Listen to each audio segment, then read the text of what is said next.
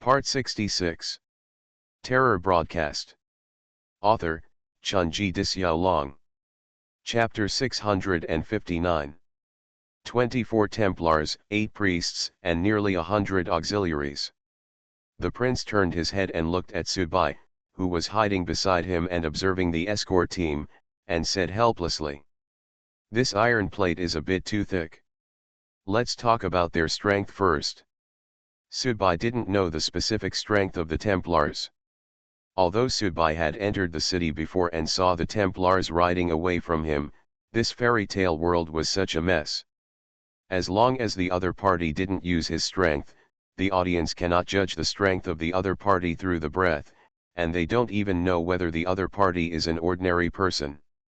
This may be because the radio unilaterally increases the difficulty for the listeners in this fairy tale world, because it is impossible that all the indigenous people in this story world have practiced the technique of hiding their own aura. Templars, how should I put it, even the lowest strength ones are strong men fused with the holy light. Their strength can be generally seen from their armor and age. The stronger the Templar, the more badges and scars will be on the ancestral armor. Of course, there are no exceptions. For example, if a Templar descendant has just inherited his father's mantle and armor, his strength may have just been fused with the holy light. In the case of sacrifices, it is difficult to determine the strength, but priests will cast some spells. Their strength is more difficult to confirm than that of the Templars, and some priests are very low-key. They may do the hardest work and wear the dirtiest and worst clothes, but he is the strongest one. They call this kind of ascetic. You don't need to pay attention to the auxiliary soldiers. Most of them are ordinary people who run errands and do odd jobs. They are used to do coolies and serve people when setting up camp. The prince roughly divided the strengths of these people. According to Subai's understanding, the Templar Knights are at least the strength of seniors. The so-called fusion of the holy light should be similar to the fusion of the natal weapon. If the 8 priests are not defined for the time being, these 24 Templar Knights alone are actually enough for Subai. The 2 of them had a headache. There were 24 opponents who were at least senior or above, and among them there were likely to be seniors, intermediate, or even senior Templars. This was actually a tough nut to crack. They had to deal with it head-on, even if it's probably because advanced listeners don't have that much confidence. "So how long does it take for this team to get to the Vatican from here?" Subai asked. "About half a month," the prince estimated. "In half a month, I have a plan.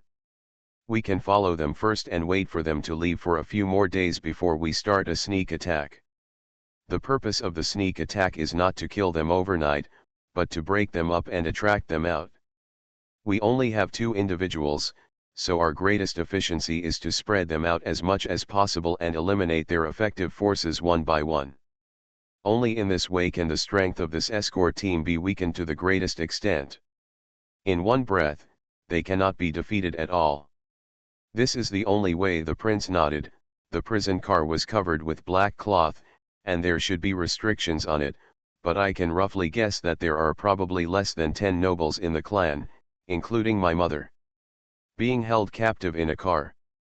But they definitely don't have immediate combat effectiveness. Subai directly pointed out the prince's fantasy. It is impossible for the Holy See to keep its prisoners in peak condition. They must use their methods to make them very weak, so they should cooperate inside and outside. Very unrealistic. Yes, the prince sighed. "Follow me first. This is the only way we can do it for now, but have you noticed how I feel that we are not the only ones watching this team nearby?" The prince was obviously very wary. Wouldn't it be better to have others watching? Of course Subai knew who was also watching this team. "Then let's pass them along the direction of the team's advance and explore the area in front first." The prince pointed at the Holy See escort team in the distance. Most of those knights and priests are nobles, practicing asceticism. There are still only a few, and with so many servants, they can't move fast. "Let's go to the front station first. It's best to roughly determine where they will rest tonight," Subai said. The two of them moved forward quickly without any rest, while they were mentally estimating the speed of the team and where they would probably reach tonight. Finally, the two of them were a little out of breath before they stopped, because there was a village in front of them, and the village was close to a small river. There shouldn't be any surprises. They will probably stay here tonight. The prince pointed to the village in front of him and said, "Have you seen the most exquisite building in this village? It is a small church. 100 years ago, a man came out of this village. He later became a cardinal in the Holy See, so this village has its own church, which is protected by clergy specially sent by the Holy See. The escort team will almost come here tonight, and they will probably come to this village to remember and pay homage to the place where the former cardinal lived since he was a child. Wouldn't it be better to just talk about the former residence of the great man?" Subai said. "The former residence of a great man," the prince smiled slightly. "I like this description, so what should I do next? Since people from the Holy See have been protecting this village, it is obviously impossible for us to blend into the village and become villagers. Moreover, although there is a river here, the terrain is very open, and there are no mountains and forests nearby. It is all fertile fields. If we do something here, once we are discovered, the Templars can hunt us down until we have nowhere to hide, so it is not safe to attack here. My Highness feels the same way, but we actually have another method, such as poisoning the well water in the village." "Are they that stupid?" Subai asked back, "knowing that the person you are escorting is a vampire noble, and it is very likely that someone will kill you on the way, why don't you be careful about this? Of course ordinary poisons are useless, but one of the vampire magics can use your own blood to curse. I can try it. Ordinary pharmacists can't detect this kind of poison at all, and the terrain here is really not suitable for sneak attacks. In addition, there are people from the Holy See stationed in the village. I think we can actually use a counter logic. They have only been out of the city for less than 2 days, so they probably don't think we will take action here. Okay, you can try it first. Forget it, let's go down together. Even if the Holy See keeps people stationed here to protect this village, its strength will not be very high. The two of us should be careful, and we should not be attacked. If you find out, let's get a feel for the situation first, and then you can find an opportunity to poison me." Subai knew the importance of racing against time, because he was not the only one thinking about this matter and the life and death of the old princess. So since the prince proposed the method of poisoning, Subai didn't mind trying it. He knew that nearby there must be other audience members who will also have their eyes fixed on this. If people from the Holy See are really poisoned and have been greatly affected, other audience members may not be able to help but fish in troubled waters. Anyway, everyone will have a chance by then. It depends on luck and ability. Harmonized. Terror Broadcast. Author, Chunji Dixiaolong. Chapter 660. The village is not very big, with a population of just over 200, but unlike China's typical Jiangnan villages, the houses here are actually very loosely connected. It is not very difficult to hide one's figure here. Especially for Subai and the prince. The two of them were not in a hurry to get close to the church, but just took a general look at the situation first. Then the two of them separated. Subai continued to wander around the village to observe, while the prince was responsible for finding wells to poison. Subai can control the ice surface to refract light reasonably and effectively, thereby erasing his existence from other people's sight. Therefore, whenever he sees a villager walking by, Subai only needs to stand still, and the other person will basically can't see myself. While walking, Subai confirmed that this village was actually very ordinary. Of course, that was assuming that the church was excluded. At least other than the church, the people living in this village were ordinary people. The door of the church was closed tightly, and Subai didn't get too close, but for some reason, he always felt that there was something very strange in this church. This may have come from an audience's intuition, because the rest of the audience, as long as there was no even if you die, you will probably rack your brains to find a way to complete the main mission 3, no matter how slim the hope is, you will still strive for it. So, could it be that someone has already reached into this church in advance? After looking at the church door and pondering for less than 10 minutes, the prince returned to Sudbai's side. Has the poison healed? Sudbai asked. Prince. Speak. Sudbai continued to ask. This village is close to the river. The villagers go directly to the river to get water for drinking and drinking. There are no wells at all. Sudbai. The two of them were speechless for a moment, in an awkward silence. Then what are we doing now? Sudbai suddenly felt very funny. Are we just here for a trip? It's almost evening now, and the escort team should be here soon. To be on the safe side, we'd better leave this village first, the prince suggested. A half-day trip to the ancient town is still a fair evasion, Sudbai muttered to himself, and then his eyes fell on the church again. I always feel that there must be something weird in the church. What's weird? The prince seemed a little confused. As expected, there must be clergy from the Holy See stationed here all year round in the church to protect this village, the former residence of a great man. What's so weird about this? A man's intuition, Sudbai said perfunctorily. This. The prince couldn't understand. Let's do this. You go back to where we came from before. I'll try to see if there is any problem in this church. If there is really a problem, I will go back in the direction I came from. You can help me. You are a woman's suspicion. The prince curled his lips coolly, and his figure turned into a blood mist, lowering his head and leaving the shadow corner. Sudbai subconsciously took a step back, and then started to run, or start running. Then he kicked the ground with one foot, and there was a muffled sound on the ground. Sudbai jumped over the wall and fell into the church. Coincidentally, Father Ren, who had just finished his work, passed by. When he saw Sudbai falling from the sky, he opened his mouth wide at first, and then immediately opened his hands, and 2 fireballs condensed out of his palms. Father Ren, at best, is a clergyman sent here by the Holy See to protect the cardinal's hometown. At worst, he is actually the gatekeeper of a celebrity's former residence. Although he has a business establishment, he is generally only those who are eager to be reused in the Holy See will be squeezed into this position. Usually, there is no problem in scaring some unknown dark creatures from invading the village, but facing Sudbai, it's really not enough. Before the fireball could be released, Sudbai came directly in front of him, quickly grabbed Father Ren's arms and twisted them forcefully. Snapped. Father Ren's palms were forced together, and the fireball dissipated in a direct collision. Then he was kicked in the lower abdomen by Sudbai, and his whole body flew backwards. At this moment, a powerful chi machine was aimed directly at him. Sudbai glanced over and saw a man not far away with a bow and arrow pointed at him. Seedorf. Meet again. It's you again. When Sudbai turned his face, Seedorf cursed angrily, then let go, and shot the arrow directly at Sudbai.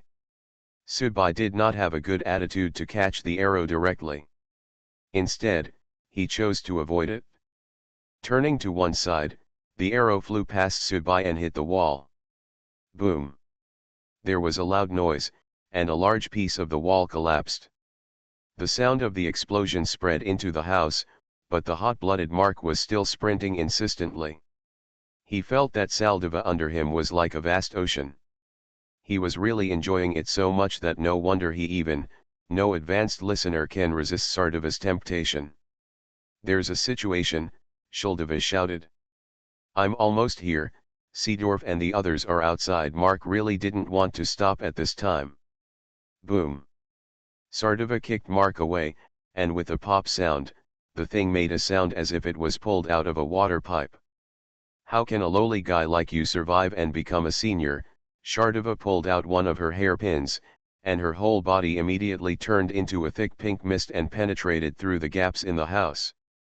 Tell them, no matter who the person is, I need to go behind the bag first and don't let him escape. Mark gritted his teeth bitterly, and he was almost finished in a moment. Damn it, Mark didn't even have time to put on his pants. He opened his laser sword and rushed out. Bright punishment. A terrifying halo of light fell from Sudbai's head, with a sacred halo that had a strong ability to purify and obliterate any evil force.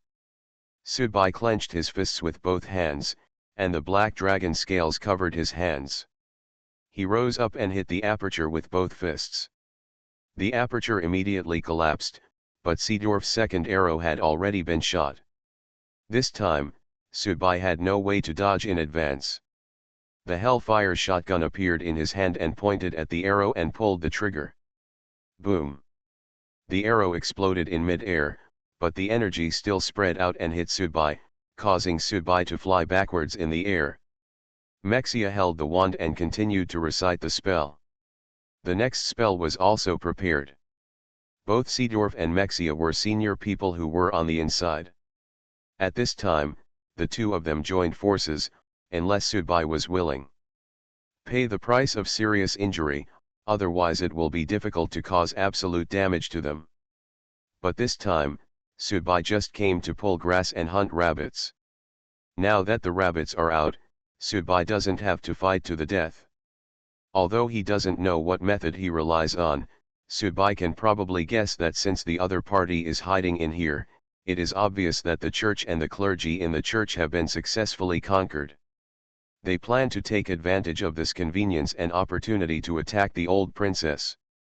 Misunderstanding, Sudbai explained in English with a smile, and then he took advantage of the aftermath of the previous arrow explosion and flew directly out of the wall, running quickly in the direction he came from. At this time, the naked Mark had just rushed out.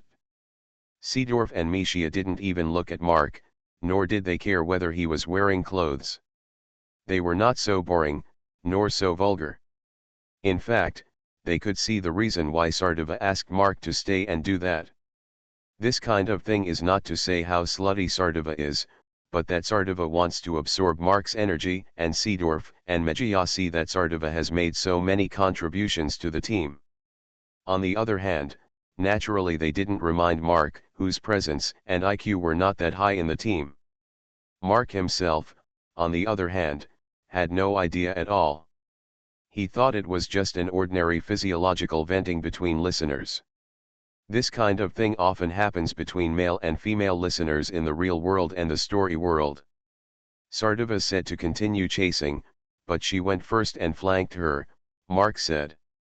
Seedorf and Mexia looked at each other and immediately continued to chase. No matter what, the church is now like this. Whether it is the explosion or the damage after the battle, it is impossible for them to continue their original plan to sneak into the team and assassinate the princess.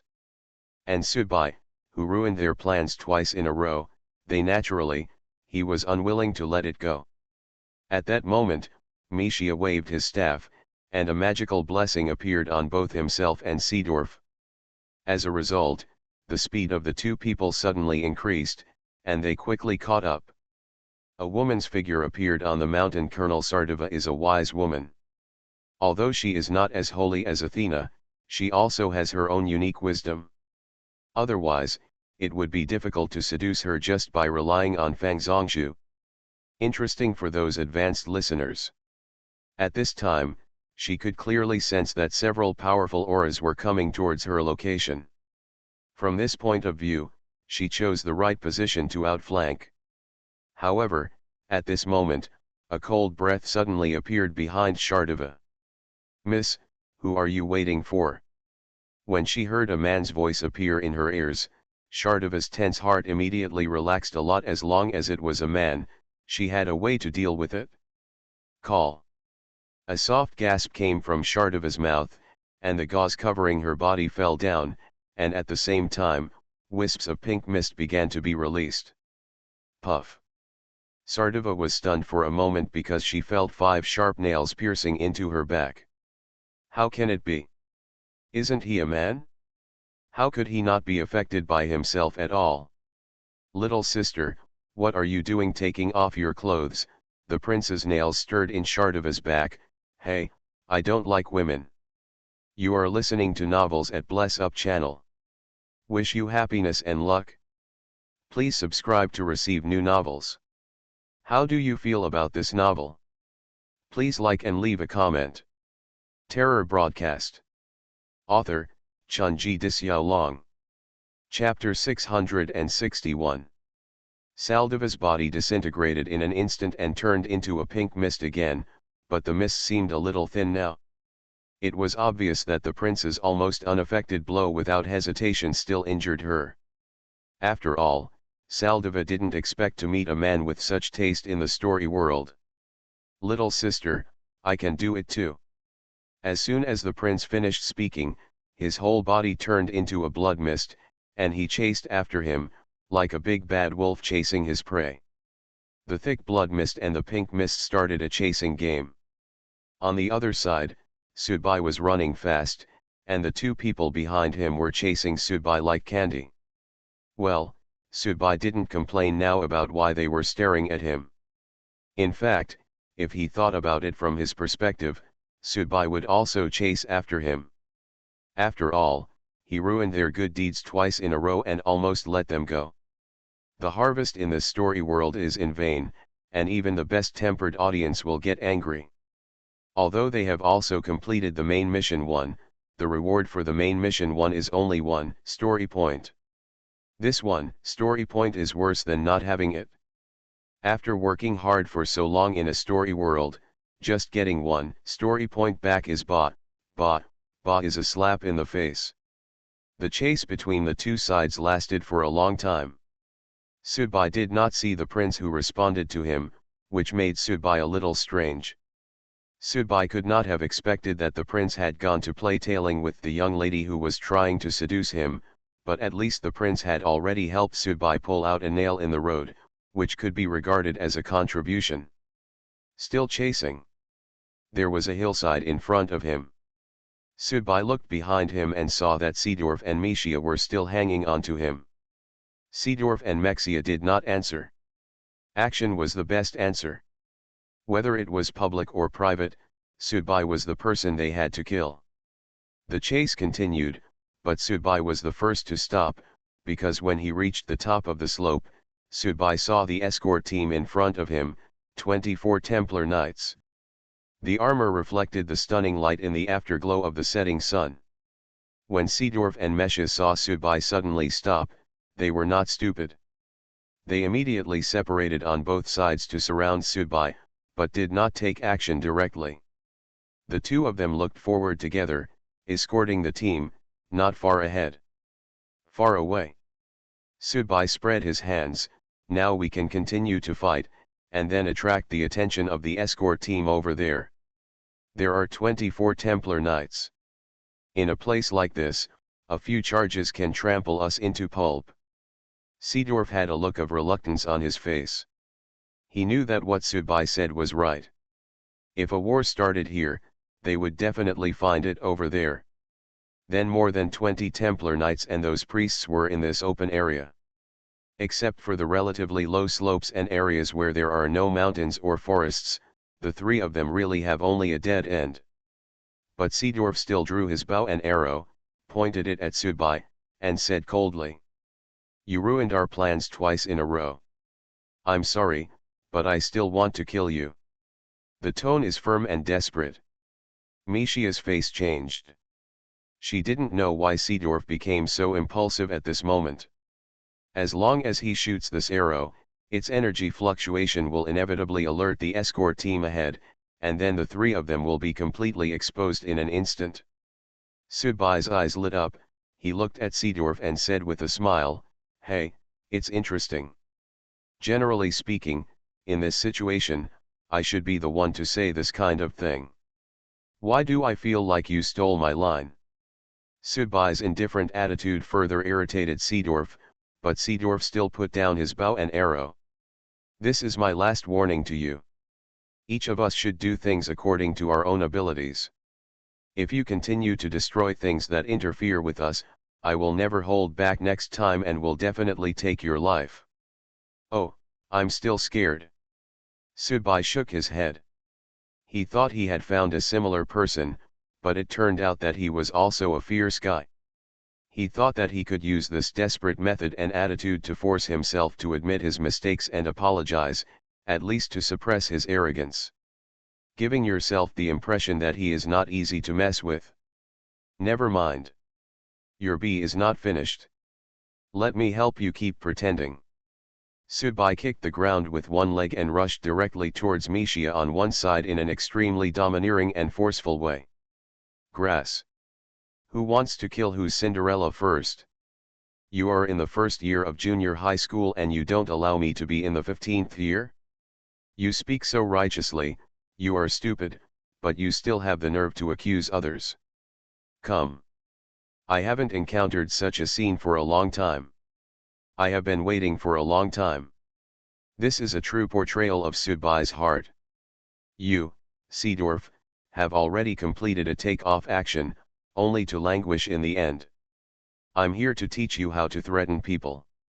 When Subai moved, Mishia was caught off guard. Just now she was worried about whether Seedorf would be impulsive, but now it was obvious that Seedorf just wanted to show off. But Seedorf didn't act impulsively, but Subai did.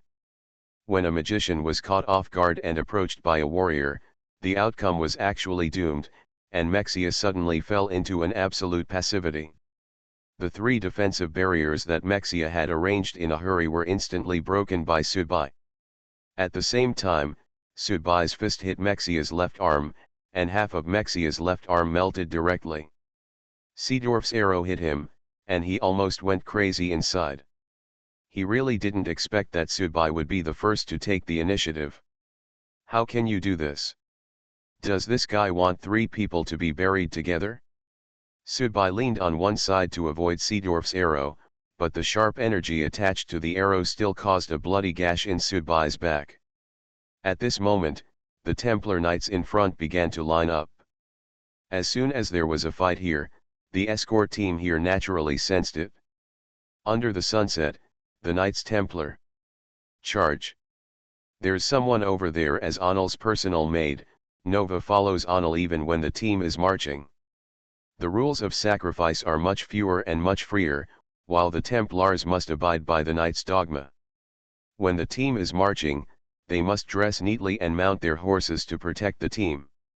On the small slope in front, three figures appeared. The rest of the team also noticed it. The Templars subconsciously raised their chests, but they still didn't feel as if they were facing an enemy. After all, it was normal to encounter passers-by on the road. But soon, a vibrating sound suddenly came from over there, and the collision of energy breaths was directly sensed by the strong men in the escort team. Knights Templar, surround in 2 columns, attack. A white-bearded Templar captain drew his sword and shouted. At that moment, 18 of the 24 Templar Knights began to charge, split into 2 columns, and aimed at the small slope in front. A roundabout outflank began. The war horses under the Templar Knights are not ordinary war horses. They were bred within the Holy See. To a certain extent, they are already at the level of monsters. At the moment, the war horses have hooves like the wind, and the 18 knights move in a kind of way. The siege was completed in an instant with great speed. In the encirclement, Subai, Seedorf, and Mexia were still fighting. Subai was enjoying it, while Mishia and Seedorf felt like dumb people eating Coptis chinensis and suffering indescribably. They looked at more and more white figures appearing on both sides, but the madman in front of them was not there yet. Stop and still take the initiative. Is this guy really crazy? The Templar Knights almost completed the siege without any interference. The Whitebeard Knight commander did not rush to give orders to take action, but motioned to his men to watch first. This situation was a bit strange. There are people on the periphery on each side. We have attracted the big troops. Let's create a chance for them. It's fair, isn't it? Subai said while fighting. The injury on Mexia's left arm was healed by herself. Although the hand did not grow back, it was not seriously injured. At this time, she waved her wand, and a circle of blazing light balls that resembled a small sun directly hit Subai. Subai began to retreat, and then he flashed. Mexia could have controlled the light ball to turn around, but she still gritted her teeth and let the light ball continue to move forward. The Templar Knight facing the light ball was a little surprised. Aren't they killing each other? Why did they attack themselves all of a sudden? The Templar Knight immediately sank his sword with Yang Qi, and a streak of fighting energy merged into it and struck directly at the light ball. Boom! The light ball exploded, and the horse under the Templar's crotch knelt down.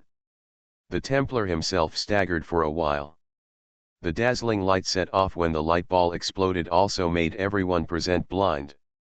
Subai appeared in front of the Templar like a ghost. When the Templar opened his eyes and quickly regained consciousness, he saw a black muzzle pointing at him. Bye-bye. Boom. The gun fired, the Templar's head exploded, and the headless body flew backwards. On the other side, Seedorf shot an arrow horizontally and directly hit a Templar Knight diagonally in front. The arrow penetrated his armor. He was not killed, but he also fell off his horse. After shooting this arrow, Seedorf glared at Subai angrily. Although he didn't want to listen to this guy's command, he had no other choice now. Either die together, or continue to drag these Templars here. Mark and Shardova got the opportunity to assassinate. The Whitebeard Knight commander was so angry that he blew his beard and stared. The reason why he did not rush to order the killing was because he wanted to find out the identities of these three people, because one of the female magicians used light magic, but these three were originally fighting the people he was with suddenly took action against his men, which made him suddenly feel like he was a bad guy. At that moment, the Whitebeard Knight commander roared. Kill them all. Terror Broadcast. Author, Chunji Dixiaolong. Chapter 662. Sometimes, no plans or calculations can keep up with the changes in things. This is a very helpless thing and also a very irritating thing. For example, Seedorf and Mishia now teamed up with Shardova. They had already made a game where they felt very good about themselves. They were waiting for themselves and others to be recommended to join the escort team and return to the Vatican to study together, and then find someone on the way. Opportunity killed the old princess to complete the task, but was kicked by Subai, his nemesis. Now, Subai has been tied into a chariot, and he has gone from the calculation and roundabout route to the rhythm of a strong attack. This is to sacrifice one's own life for the probability of completing the mission. In the world of the story, the first factor for the audience is always to ensure their own survival, and then pursue other pursuits, instead of directly confronting the indigenous opponents in the main mission in this way. If the audience all plays this way, they will all be so resolute. If so, the death rate among listeners will be horribly high, perhaps so high that even broadcasters will feel distressed. Radio wants to pursue storytelling, but if the listeners are so determined to die in large numbers, how can the next story be told if all the protagonists and supporting characters in the story are dead? The Templars took action at this time. The strength among them did vary, but when they worked together, they felt like a torrent of steel. In the late Qing dynasty, the Senglinkan cavalry once launched a charge against the British and French allied forces. In the end, it became a miserable joke under the gunfire of the British and French allied forces. Now, although Subai holds guns in both hands, he is facing a group of troops rushing towards him. When he was a member of the Knights Templar, he had the feeling that even firing a gun was unnecessary. The opponent's three knights charged and crushed them with the same frequency. The three people's breaths were connected, and their defense power was almost tripled. This was the effect of sharing the damage. Subai could only avoid its sharp edge temporarily and began to retreat, but on the other side, there were also three cavalry rushing towards him, attacking from both sides, which brought a sense of despair. Why does it feel like I took it off for fun? This was Subai's true feeling in his heart. Although he knew that the Templar was difficult to deal with, Subai had not expected that it would be so painful. He had been killed by a sneak attack in the cute state of the Templars who surrounded him before taking action. One, who hasn't felt anything yet, now feels a terrible pressure. Boom. The energy of the knight's charge directly hit Subai's body. Subai did not dare to resist, and was swept away. After landing, he quickly got up, but 3 more knights came behind him, and Subai was picked up again. When the body fell, many swords were ready to turn Subai into a candied horse. Buzz. Subai fell in the air and turned into a blood mist, trying to avoid the battle group, but the 6 knights below raised their swords together, and 6 cages composed entirely of fighting spirit appeared in mid-air and directly enveloped Subai.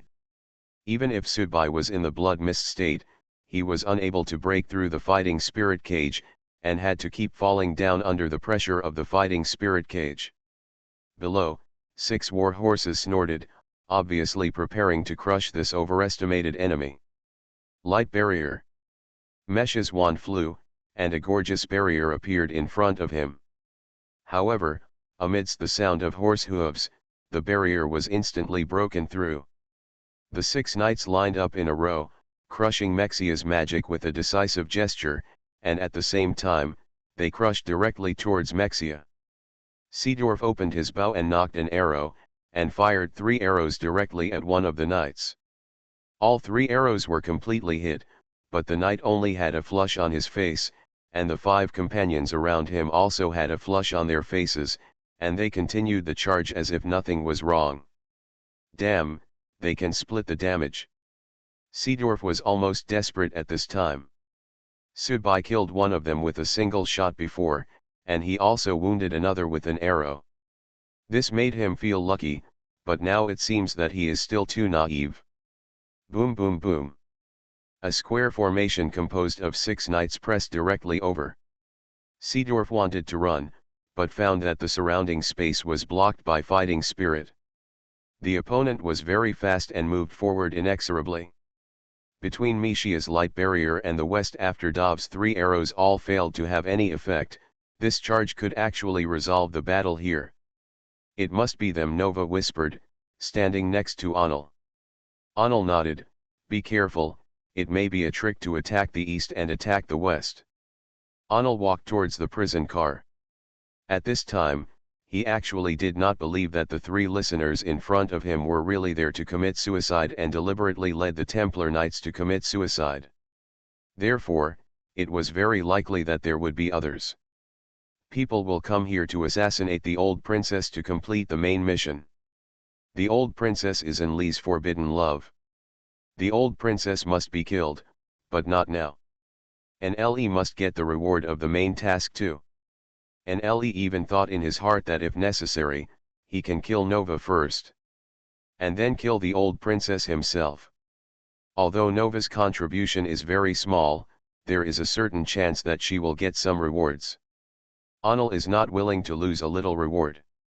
Having been in contact with these Templars for a long time, Anil has a deeper understanding of them. First of all, the personal strength of these Templars is actually much lower than that of listeners of the same level. This is probably the fairy tale. The common problem of strong men in the world is that they all appear to be very immature, but once these knights are combined to charge together, it is really a desperate thing, and it is definitely more terrifying than when various strengtheners are combined together. Because this will give you a feeling of despair. However, after waiting for a long time, it was still quiet here. The priests and the Templar Knights who stayed behind were actually in a tight formation to prevent accidents, but no one else showed up to attack here. Anil couldn't help but feel suspicious.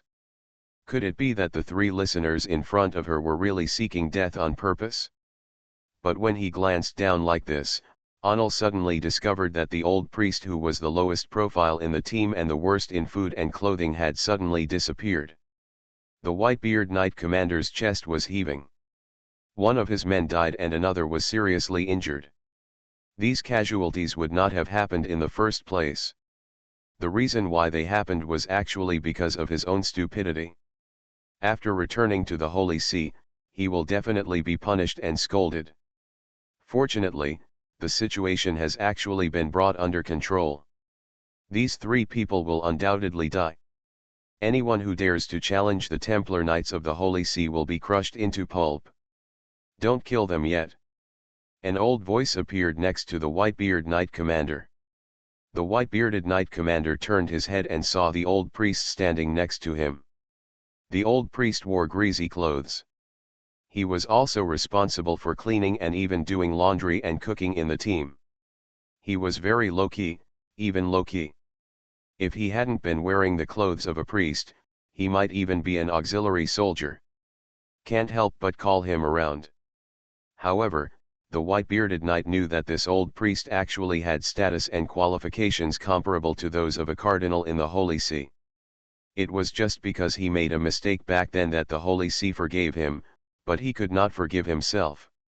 He is an ordinary priest who has been practicing asceticism, but many cardinals in the Holy See were his disciples back then. Can't kill, the white-bearded knight commander couldn't understand. I have already killed 2 of my men. They are the most loyal guardians of the Holy See. The Holy See can train more Templars. If you kill them, it will be difficult to have them again. I arrived too late for the 2 people who attacked you that night, otherwise I would not have allowed you to kill them. The old priest's eyes became serious. Charles, you must obey my order now. The 3 of them must be captured alive. From them, the Holy See can obtain more secrets, and even the Holy See's skills can be further enriched and perfected. The old priest said so. Knowing the terrifying power behind it, Charles could only grit his teeth and raise his sword. Catch alive. Subai, who was trapped in the dochi cage, did not wait for the iron hooves to trample him when he landed. Instead, 6 swords lay across his body, suppressing him tightly. At the same time, the knights over there stopped their momentum and instead surrounded Seedorf and Mishia. Subai smiled. He was not dead, but this time he really got away with it. Turning sideways, Subai saw Seedorf and Mesha, who had also given up resistance, and felt a little relieved. At least this time they were not with the fat man. The story world that Monk Gyatso and the others entered was that every time he got sick in the past, he seemed to be able to turn the bad luck into good luck in the end, but this time he didn't have so much good luck. But at least you don't have to worry about being laughed at by fat people. The knights escorted the 3 prisoners of war back to the camp. Anil and Nova deliberately hid themselves in the crowd. Click. There are several prison cars here, all covered with black cloth. There should be restrictions inside the prison cars. Subai was pushed to one prison car, while Seedorf and Mexia were pushed to another one. When the 2 of them were escorted from Subai, they still glared at Subai, quite like loyal people looking at the white bandit army. Crash. A bunch of iron chains were thrown over, and 2 Templar knights tied Subai up with the iron chains themselves. At first, Subai didn't feel anything, but when he lowered his head and looked at the iron chains on his body, he suddenly felt a sense of déjà vu. Feel. Suddenly, Subai recalled a scene, which was the memory scene of the ancient vampire. In the scene, he was bound by iron chains and nailed to a cross, surrounded by Templar knights and cardinals. The cardinal sacrificed his life and let God send down fire to burn him to death, leaving only a drop of blood. This iron chain is exactly the same as the one in my memory. The Holy See, the Vatican, torture, trial, Templars. Subai suddenly felt like he couldn't tell the difference between the story world and the real world. Terror broadcast. Author, Chunji Disyao. Chapter 663. Sir, were you also arrested? Because the prison car is covered with black cloth, the light is not very good, but you can generally see clearly. There are quite a few people inside, including a few old men who are very depressed. They should be blood nobles, and one is actually Subai. The acquaintance was Cinderella. Cinderella's leg was tied with gauze. It looked like she had been injured there. The wound had not been treated carefully and bloodshot threads were already seeping out. Injured, Subai was tied up with a chain. There was a secret pattern array inside the chain, which directly suppressed Subai's power. Now Subai was just like an ordinary person. Yes, Cinderella pursed her lips, stretched out her hand to support Subai and helped him sit down against the railings of the prison car. Then your life is really bad. I thought you could live a good life. Subai's words were actually a bit false. Subai already knew that day that the prince was interested in his own blood, not Cinderella, so Subai could probably guess what happened to Cinderella after she was taken away by the prince. It's okay, Cinderella now seems to have seen through the world. Obviously, she originally dreamed of marrying into a wealthy family and practicing her skills, but ended up in this situation, and even the wealthy family had their homes confiscated. Subai was a little surprised that Cinderella was so free and easy. This woman was not so indifferent. In fact, if analyzed according to a normal person's heart, she might not have much hatred for the vampires. After all, she didn't have much contact with the vampires. Even if the prince did some cruel harm to her, the vampire family would soon have their homes confiscated, and they were basically wiped out. From a normal person's perspective, she would definitely resent herself the most. At least that's what Subai thought, but she had been very easygoing from the first time she saw her entering the prison car, which made Subai feel wary inwardly. But although she is a dark creature, she has no special abilities. Even if she hates herself, does she really think of ways to take revenge on herself? Everyone is a prisoner now. Immediately, Subai smiled in his heart. Alas, it was already this time, and he was still fighting with Cinderella. He was really getting better and better as he lived. The speed of the prison van has increased, Cinderella suddenly said.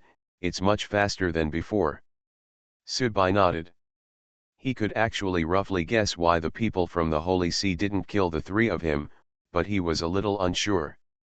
After all, in the story world of the previous broadcast, there were strong people who could see through the existence of the broadcast, but after the self-rectification of the broadcast, this kind of bug has basically never appeared again. Is it possible that the Holy See in this story world is a new bug? Or, the Holy See actually has bugs from time to time?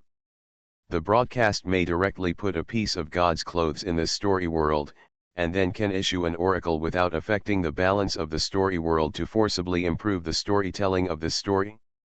It's just that the iron chain on this body is exactly the same as what I saw in the memory of that drop of blood. Now, the chain on his body not only locked Subai's body, but also made Subai's heart feel gloomy.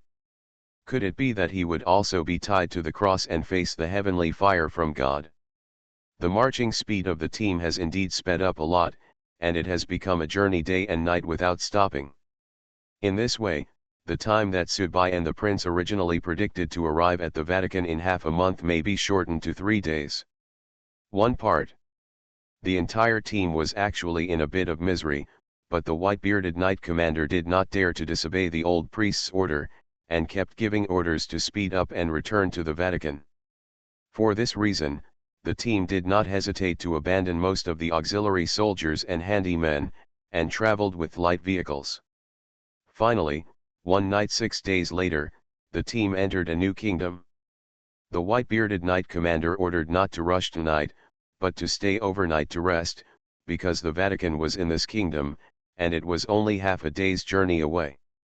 After all, they returned victoriously this time, strangled a vampire family, and also captured most of the nobles alive. When they enter the Holy See tomorrow, they naturally cannot appear tired from the world of travel, and must come out in a glorious and triumphal manner. The black cloth of the prison van was also lifted one by one. Although this was not the Vatican, it was considered to be within the direct radiation range of the Vatican, so it was naturally much safer. Anil came over and opened the curtain of the prison van, holding brown rice and several bowls in his hands, ready to distribute to the prisoners. In order to avoid suspicion these days, he was afraid that Subai would find out his identity and call him out, so he deliberately did not approach Subai's prison car. This was really a torture for Anil himself. On the one hand, he really wanted to show off in front of Subai and see how smart and powerful I am when you are in the prison car and I am outside the prison car.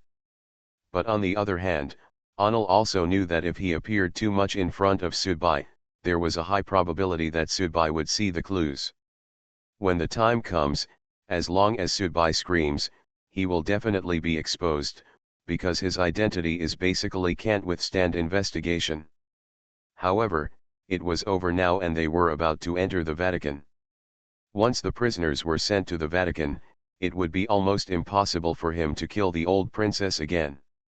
Anil originally wanted to find an opportunity to kill Subai or those two the Western audience can then get their natal magic weapon, but there is only one chance to do it in the team. The natal magic weapon is indeed precious, but the reward for completing the main mission 3 is the most difficult to give up. I haven't found anything suitable in the past 6 days. Chance, Anil also plans to give up other thoughts. However, what made Anil a little surprised was that after lifting the black cloth, he did not see Subai's decadent appearance as a prisoner. On the contrary, Subai looked very energetic and was communicating with several vampire nobles in the fellow prisoners' car. While talking, Subai's hands were still making gestures, like making handprints. Subai's arms were full of bite marks and wounds. This didn't look like Subai was bitten during a fight between prisoners in the prison car. Anil knew this very well. Otherwise, Subai would never have been chatting so enthusiastically and familiarly with these old vampire nobles. It was very likely that Subai took the initiative to let them bite him, and Subai's bloodline was also suppressed because of the iron chain. Subai wounds cannot be healed.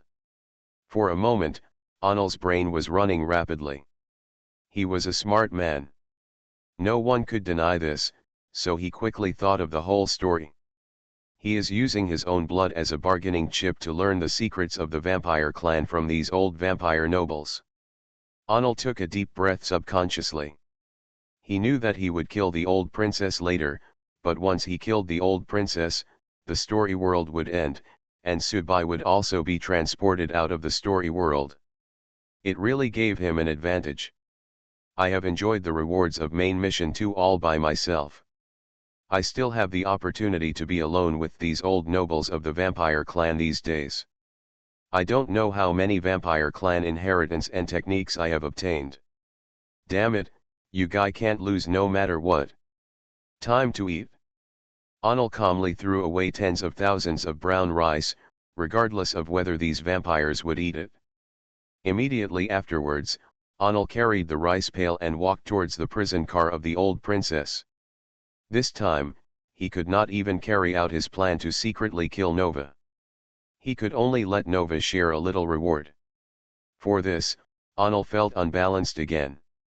Cinderella picked up the rice bowl and delivered it to the old vampire nobles first. These old nobles shook their heads and said they would not eat it. Subai picked up the bowl and ate it with his hands. Have you fed these old people these days? With little blood, eating can replenish a little vitality, but it has to be said that the value of the harvest is extremely great. Not to mention obtaining several vampire magic inheritances, Subai also knows one thing, that is, his first once he practiced blood shadow clones, he created a clone that was out of ink. This was already very impressive. For ordinary vampires who practiced this magic, being able to create a clone within a year was already considered to be an excellent aptitude. It seemed like that bitch prince had deceived him. While eating, Subai looked around randomly because the black cloth was pulled away, and then fell on the priest who delivered the meal. This back view. Why does it look familiar? Suddenly, Subai felt a kind of throbbing all over his body, and the blood in his body felt a trembling feeling at this time. This trembling was not fear or panic, but a kind of mutual attraction from the same source. That kind of attraction comes from the front, most likely from the Vatican.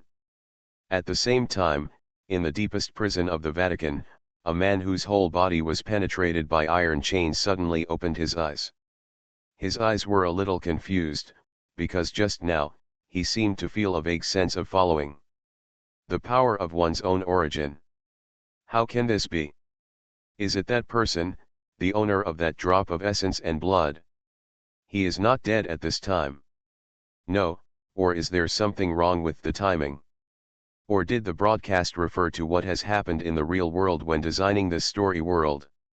Or was it that someone had entered this story world before, and now I and others were just resent to a point in time before this story world? Sudbai was thinking in his mind. A story world allows different batches of listeners to enter at different points in time. Broadcasting has done this more than once. For example, in the story world of Mr. Zombie, Sudbai, Sunur, and Suyuhang, all three groups of people have entered, but at different times. However, before Sudbai could finish thinking, a white light suddenly enveloped him. What? Main mission 3 has been completed. Sudbai grabbed the railing of the prison car with some excitement, but still looked in the direction of the Vatican. Damn, can I return to this story world, that ancient vampire? He's not dead at this point in time. The voice from the radio came. Main mission 3 completed by Anil, Nova. All surviving listeners will return to the real world immediately.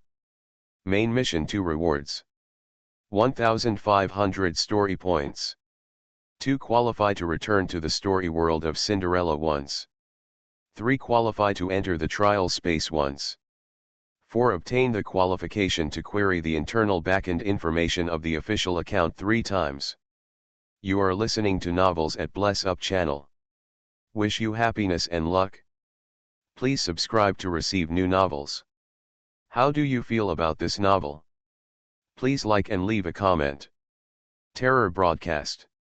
Author, Chunji Disyao. Chapter 664.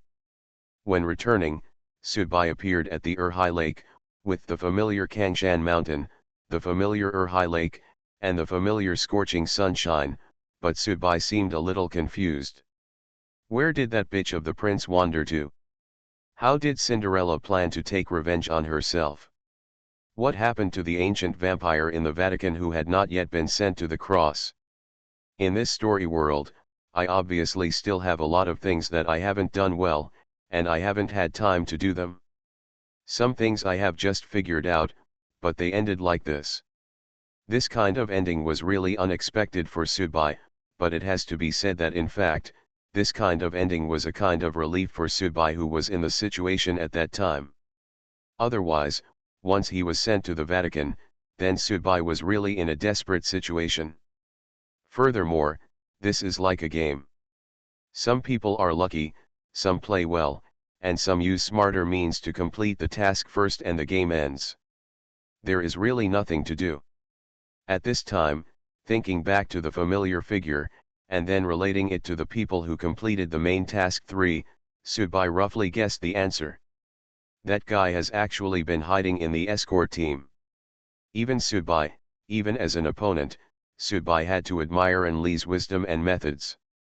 Although that guy was indeed a bit sharp and not so broad-minded, he was really powerful with his methods and calculations. The inn was in front of him. Sudbai took out his cell phone and read the message. Gyatso had already left a message for himself and took the little guy back to Shanghai. Sudbai put the cell phone back into his pocket. What about his long trip to Dali? It's over. Walking to Kayakan Pier, he called for a car. After saying go to the airport, Sudbai leaned on the car seat and fell into deep thought. In the story world of Cinderella, I still have too many things to do. If I give myself enough time, I can dig out more things. Even if I can let myself meet the ancient vampire, then for me, it will be a huge benefit that cannot be predicted, but fortunately, the rewards of main task 2 are very generous, and I have a chance to go back. But returning now is obviously not a wise choice. At least, you have to wait until you are promoted to a senior audience. Sudbai muttered to himself. Would you like to listen to the radio, The driver who was driving in front looked at Subai with some doubts and pointed at his car radio button. "No, thank you." Subai refused, touched his pocket, took out the cigarette, bit it in his mouth, but didn't light it.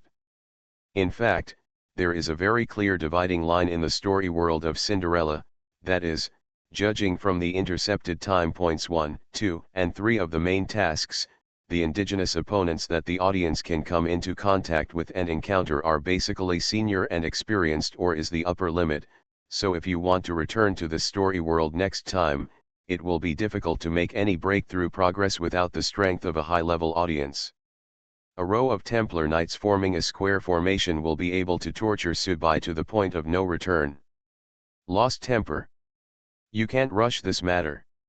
After all, you only have one chance to go back, and the broadcast didn't mention the time limit for going back. It's probably that the broadcast will tell the time after you return to the story world of Cinderella. After a while, Subai looked out the car window. Kangshan was already behind him, and the car also drove into the city, not far from the airport. After another quarter of an hour, the car stopped at the entrance of the airport terminal. After paying the bill, Subai walked into the airport. There were still more than 2 hours before the flight ticket back to Shanghai that he had just bought online. Subai, after passing the security check, we found a small shop and had a bowl of rice noodles. After waiting for a while, we were notified to board the plane. The small passenger plane was basically full of seats. Subai chose the window seat, and sitting next to Subai was a woman in her mid-20s. When the woman sat down, Subai's eyes were caught by the woman's eyes. The feet were attracted, because the woman was wearing a pair of blue high heels, which looked very gorgeous. The woman seemed to have noticed that the male passenger sitting next to her had been looking at her feet, and immediately put her feet back. Subai also withdrew his gaze. Although the high heels were not blue crystal shoes, they still had that smell. He had been looking for them for a long time but could not find the blue crystal shoes. Gu Yuzhong and the others snatched them away from an Le. He wears a red glass slipper, but it actually symbolizes a death notice. Closing his eyes, Subai turned his head slightly, leaned against the porthole, and fell asleep. This nap did not last long, and the rest was not very solid. Subai seemed to have not escaped from the influence of the previous story world. Cinderella's sinister smile, the prince's angry roar. Cross. Roar. Fire. Fire. Subai opened his eyes suddenly and realized that his body was dripping with cold sweat. The plane was still flying in the air. The woman next to her seemed to have just returned from using the toilet. She frowned when she saw Subai sweating profusely. Apparently, Subai's previous behavior of deliberately looking at her feet left a deep impression on her. A bad impression, and the look of Subai's wet hair made her even more disgusted. I helplessly laughed at myself, wondering what happened to me this time. Why did I suddenly feel like I had entered the story world a few times before and came out? I still couldn't completely get rid of the feeling of being in the story world, and it was even clearly affected by it. Now that I have returned to the real world. Perhaps, it is true that even I subconsciously believe that the story world of Cinderella is not over yet. "Sir, what would you like to drink?" The stewardess came here pushing the drinks cart. "Ice water, thank you." Taking the ice water handed over by the stewardess, Subai drank it all in one gulp. He held the paper cup in his hand and shook it gently. The ice cubes were spinning in it. Then, Subai raised his head and put the ice cubes into his mouth. Chewing. "Hey, aren't you a drug addict?" The woman beside him looked at Subai and asked. Subai closed his eyes and was too lazy to pay attention to her. When the woman saw that Subai didn't respond to her, she put on her headphones again and started watching the movie. In the evening, the plane landed at Shanghai airport. Subai didn't say any salutes. He got off the plane empty-handed and walked slowly on the conveyor belt. When he walked to the underground parking lot and was about to take a taxi, he inadvertently saw the man sitting next to him. A woman drove a blue sports car from the other side. This woman actually kept her car at the airport. Subai shook out a cigarette, bit it in his mouth, lit it this time, took a deep breath, and blew out a smoke ring. Then, Subai saw that the woman drove the car back and passed in front of him again. It's over. Got lost and didn't go around? Originally, Subai didn't pay much attention to it. After all, it was normal for him to not find the exit for the first time in such a large parking lot, but when this woman drove past Subai for the second time, Subai's eyes caught the sight of her. Sitting in the passenger seat of the woman was an elderly woman wearing a simple coat with red armbands on her cuffs. The elderly woman's face was pale, which could not be achieved by makeup. She sat blankly in the passenger seat, staring ahead, not knowing what she was looking at. Soon, the woman's blue sports car passed in front of Subai for the third time. This time, the woman's face showed an anxious look, while the elderly woman in the passenger seat was still looking ahead expressionlessly. Subai smiled hee and shook the ashes from his cigarette. It was interesting. At this time, the cell phone rang, and it was the call from Fatty. Hey, Fatty. I just sent a push on the official account. It's about the world of Cinderella story. How is it? Is it fun? The fat man was in a good mood. The sound of the TV was still playing over there. If nothing else, he should be accompanying the little guy. Watch TV. The style of the story world is a little different from the previous broadcasts. It's not very scary, but the mortality rate is still quite high. Subai changed his hand to hold the phone and continued, I arrived in Shanghai, I just got off the plane, and I'm at the airport now. Do you want me to pick you up? The fat man asked. Okay, come on. Anyway, our home is only on an elevated highway from the airport. Subai was not polite, and then looked at the blue sports car passing in front of him for the fifth time, and said, something happened in the parking lot. Funny thing, a woman who just sat next to me on the plane is now being stalked. The fat man was going out, probably to drive. As he walked, he asked, what does that woman look like? It's probably his own fault. A ghost came to collect debts. In life, he looked like a neighborhood committee ant, and she was also a bit like a traffic coordinator, directing parking charges and so on. Anyway, he was wearing an armband. Are you talking about a human or a ghost? The sound of a car starting came from Fatty's side, and he was already heading towards the airport. Subai understood what the fat man meant. That woman looks pretty good, she's in her mid-20s, she's quite young, and she has a pretty good figure. Okay then, people are probably extremely scared right now. Isn't it just a chance for you, young Master Su, to be a hero and save the beauty? Oh, I forgot, you young Master Su is not a womanizer. Ha ha ha, don't panic, wait until you get fat. Master, I will come, fat master, I will be a hero to save the beauty, and then I will accept this girl. Fat man, you dare to touch any woman. I think this woman may have killed someone before and went to Delhi to seek refuge. Then she settled down with her family and everything was fine before she came back. But she was hit just after she came back. The dead ant was targeted. I have 10 minutes to get to the airport, don't panic, Fatty can use the big gun under his crotch to avenge Auntie, Fatty said shamelessly on the other end of the phone. Then, when the blue sports car drove past Subai for the 7th time, the sports car suddenly accelerated and rushed out, hitting the wall in front of him. Boom! Dust and smoke rose, and the sound of the siren also rang. People began to gather around to check the situation. Subai also walked over and saw the woman lying on her back in the driver's seat in a bloody state. Her body was covered with bruises. This was definitely not like this. Injuries caused by traffic accidents. It was more like being pinched out over and over again by a woman's fingernails. Terror broadcast. Author, Chunji Dixiaolong. Chapter 665. The fat man arrived quickly, followed by police cars, ambulances, and fire trucks. The airport was originally a relatively sensitive place, and any emergency would cause high tension in many areas.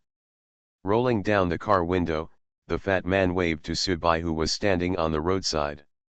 Sudbai came over with a cigarette in his mouth, opened the car door, and sat in the passenger seat. The road ahead is closed. The fat man took the cigarette from Sudbai's hand and lit it. The seal should be lifted soon. A place with such a large flow of people in the airport cannot be sealed for too long. Sudbai stretched out his hand out of the window and shook out the ashes.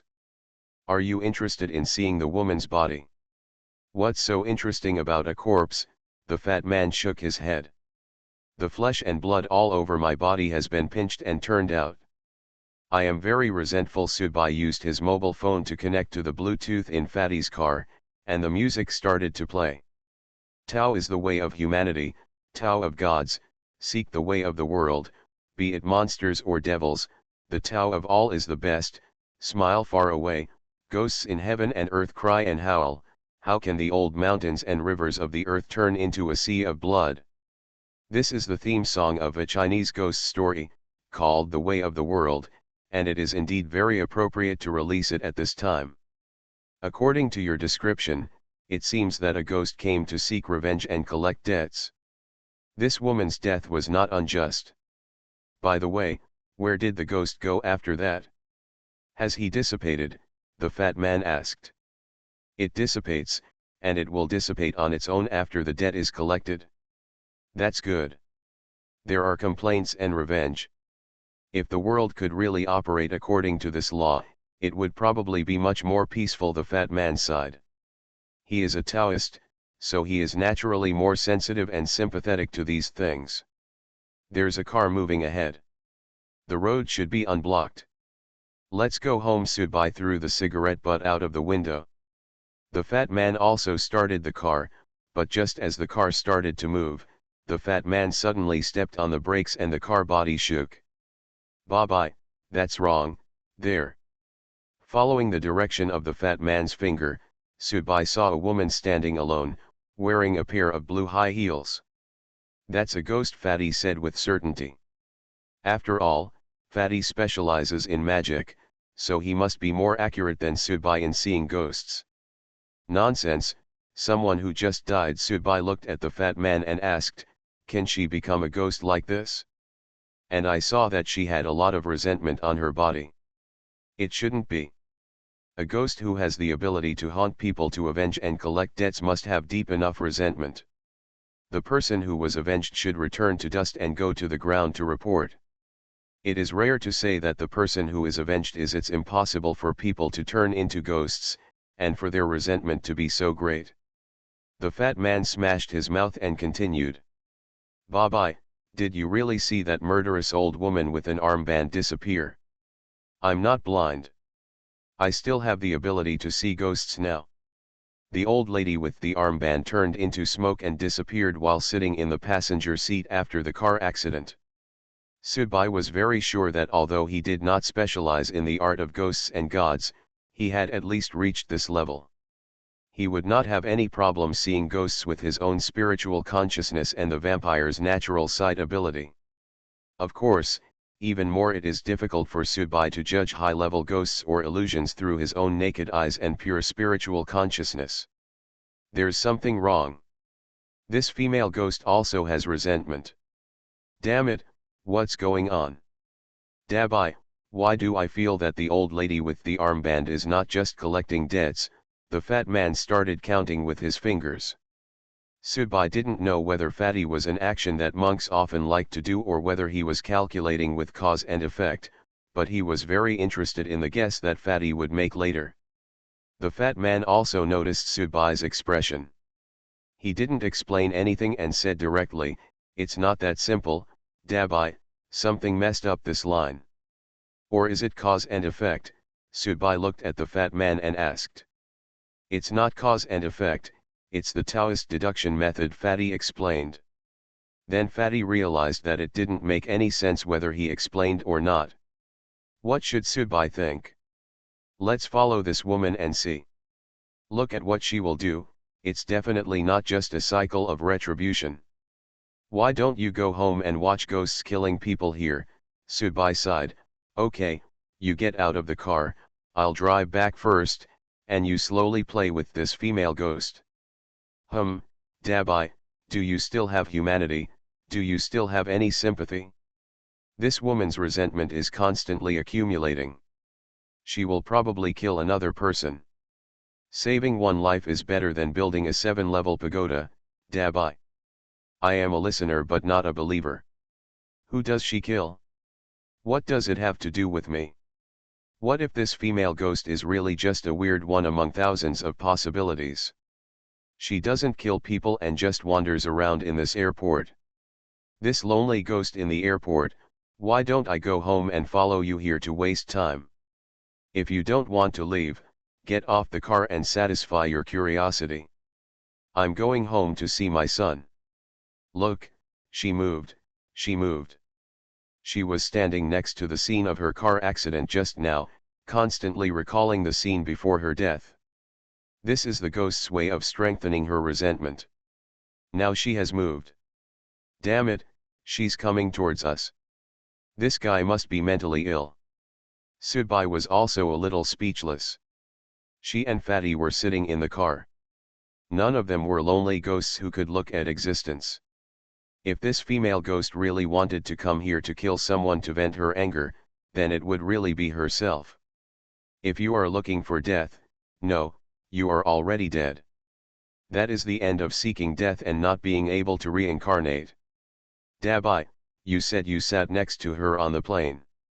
You didn't do anything to her, right? Fatty asked. What can I do? For example, forcefully take someone to the toilet of an airplane and give her a shock. The fat man's eyes lit up immediately. Look at her walking over like this, could it be that she's coming for me? It's definitely not for me. Don't worry, I'm not that boring.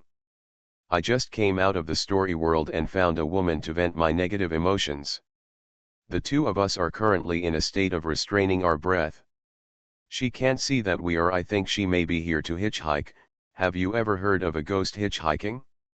I have read a few ghost stories in my spare time before, and I have heard of this story.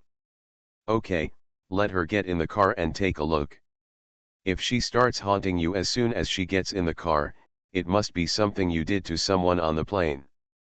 She is not the Ghost King, so she has no qualifications to kill people at will. Subai was very sure that it could not be related to him. When the female ghost walked wanderingly to the car, Subai and Fatty both silently agreed. They could see ghosts, and ghosts could also see them. Of course, ghosts didn't know they could see them. She doesn't know their depth either. After the female ghost entered the car, she didn't do anything to Subai. She just sat calmly in the back, looking coldly at the front, but her face was pale and it looked really unsightly. Fat boy, drive, Subai reminded. The fat man nodded, started the car again, and drove forward. Two grown men sat in front, and a female ghost sat behind them. However, both Fatty and Subai acted like normal people. After all, with their current strength, it was long past the time for them to talk about ghosts. This female ghost is really not enough for them to slap to death. It's just that the fat man didn't know what he was deducing. He cares so much about this female ghost. According to Subai's habit, he probably just ignores her. If she dares to get in the car, then he will directly kill her. The murder broadcast, maybe I don't like it, but to hell with it. Radio is eager to get rid of this thing that does not belong to scientific and technological civilization. Laofang's house is very close to the airport. You can get off the elevated road and turn around onto the cement road. What surprised Subai was that the female ghost hadn't gotten off the car until now. Was she going to follow her home? Thinking about the boy in red who followed his car back to the villa and was slapped by Ji Xiang, Subai subconsciously showed a hint of helplessness. To be honest, Subai felt a little guilty about the outcome of the boy in red. Yes, that kid is actually not bad at heart. The bad ones are the living people who control him. The car stalled less than 100 meters away from Laofang's house. Fatty and Subai looked at each other. Of course they knew what this sudden stall meant. Soon, the female ghost got out of the car and floated into the door next door. Inside the courtyard wall of a house. These are all residential areas, and they are all houses built by themselves. After the female ghost entered, the fat man was not in a hurry to start the car, but unbuckled his seat belt. Dabai, you drive back first, I will go in and take a look. Hey, let me tell you, Fatty, what did you find? When the fat man got out of the car, Subai also got out of the car. Let me tell you this is definitely not a simple cycle of karma and retribution, nor is it some mysterious destiny. I suspect that someone is doing an experiment. The fat man's eyes narrowed, obviously thinking. Something like, someone is designing a causal line to confirm the cause and effect he has set. Subai leaned against the car window and asked, you mean, someone is designing a new causal line? The old woman with the armband actually has no deep hatred for the woman wearing blue high heels, but in this she came to kill her because of the causal line, and then the old woman thought that she had avenged her great revenge and disappeared, but in fact the two of them are not related in that way. That's pretty much what it means. The fat man looked around cautiously. No, I suddenly remembered something. We happened to witness this incident, so we followed us all the way to have a look, and even gave the ghost a ride. Gave a ghost a ride. Then, the guy who set up this causal line to conduct this experiment should also be observing all this nearby. With that person's level, if he kills a few ordinary people for an experiment, the broadcaster won't pursue anything. The experiment has been carried out at our doorstep. Subai smiled and took out his mobile phone. I sent a message to Monk Gyatso and asked them to go out and observe together. Anyway, it is only 100 meters away. The fat man took out a set of chess pieces, which were the magic tools for his formation. Then, the fat man raised the magic tools in his hand and said, if you are a high-level audience, then come out and say hello and do it for us. A little greeting from a junior. After all, it is something that happened next to my house, so I cannot ignore it. If you are not a high-level audience, then you come out, let us chat, hold the door, and treat it as making friends. After the fat man finished speaking, there was no response from anyone around him. After Subai sent the message, he took out a cigarette and said to the fat man as if he thought of something. Fat boy, have you ever thought about the possibility that we were given a ride by a ghost because of your curiosity, which is equivalent to sending the ghost here to seek revenge? We, that is, you and I, have also entered someone else's house. Inside the line. The fat man was silent. Terror broadcast. Author, Chunji Dixiaolong. Chapter 666. The monk was doing his homework and reciting scriptures. Although he didn't knock wooden fish or burn incense, when he lowered his mind to worship the Buddha, that kind of charm naturally came out. It is said that it is worshipping the Buddha, but in fact it is better to say that it is sorting out one's own state of mind. This can also be regarded as a kind of practice, and it must not be regarded as a waste of time. Recently, every time he opened his eyes after finishing his homework, the monk could always see the little guy dozing next to him. For ordinary people, the scene of the eminent monk worshipping the Buddha is rare, but for this little guy, it is the best lullaby. A smile appeared on the corner of the monk's mouth. He was indeed very fond of this child who was as innocent as a blank sheet of paper. Have a good impression. After picking up the little guy and putting him on the bed to continue his nap, the monk walked out of the room and prepared to make a pot of tea. Kilo, look at your phone. Gyatso walked out of the room at this time. Seeing that the monk was still getting tea, he knew that he was not looking at his phone. Is something wrong? The monk stopped what he was doing. Dabai is back. He is outside. He said he encountered something interesting and wanted us to go and watch it together. The monk nodded, his expression looking a little helpless. Amitabha, What is supposed to come will always come. Do I need to tell him directly? Gyatso asked. No need, the poor monk himself can't see through Dabai's destiny. You also know his life experience. He is a combination of contradictions. Therefore, he himself is a variable. If you don't tell him now, that matter may still be there.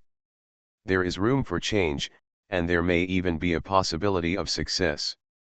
If you tell him now, then the poor monk feels that the possibility of failure will be very high. I think Dabai should have the right to know. Gyatso nodded. Although he agreed with the monk's statement, he obviously didn't fully agree with it.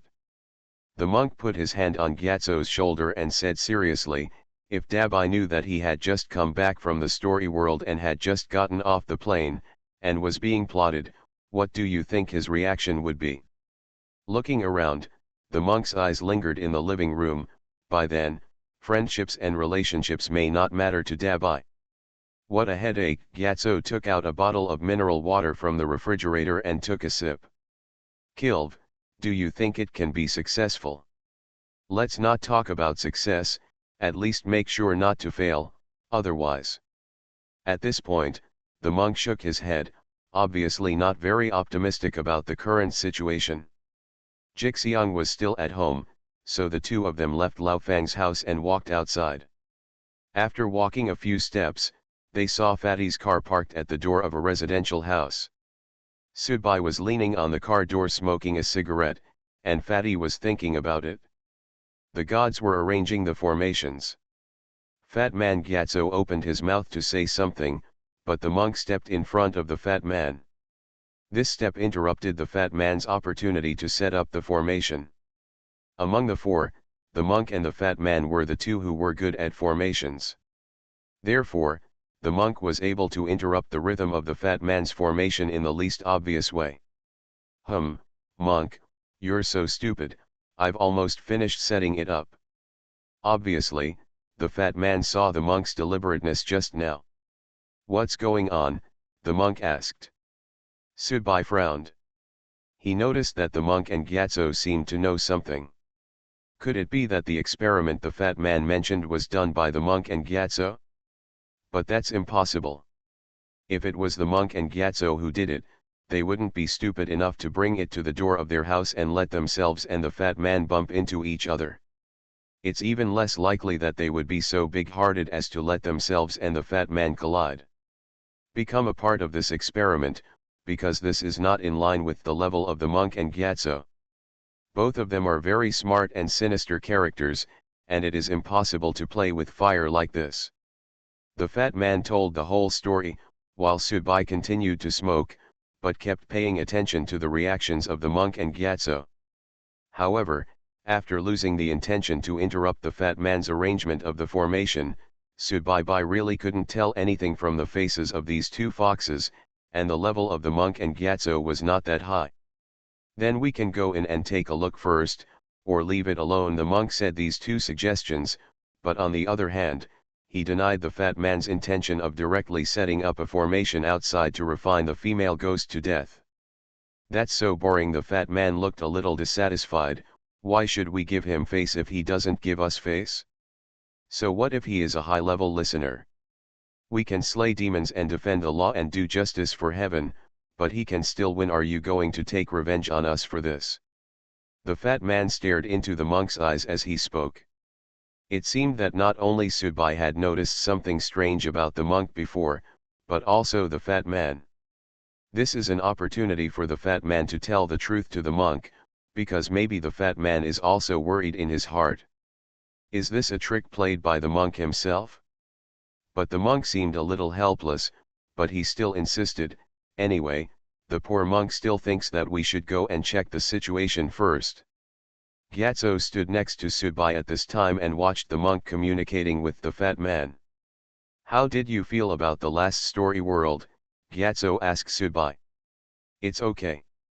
Regarding the story world, I'll go back and tell you later. Do you know anything? Subai asked Gyatso. In fact, Subai doesn't like the current situation very much. Even if you, the monk, caused this situation, just admit it directly. You said you were studying cause and effect, you said you were doing experiments, how could you and the fat man still do it on purpose? Be right with you. Are you going to fall out with your monk for the lives of a few unrelated ordinary people? Subai thought that he had not yet reached that level of philanthropy. But the monk's current behavior and words clearly had Guziuian's intention behind them, and he must have some knowledge of this matter. Monk, tell me the truth, was this done by someone you know? The fat man has now figured it out. This matter should not be the work of the monk. First of all, although the monk is full of conspiracy, he is not serious about killing people in the real world. This is not hypocrisy, but a kind of self-discipline of the monk. Then even if he did it, he could still tell the truth, but the monk's current attitude made Fatty a little suspicious. Did the monk know who did it, so he helped that person cover up? Let's go in and have a look. The monk didn't plan to say anything else. In fact, he had always been disgusted with this matter.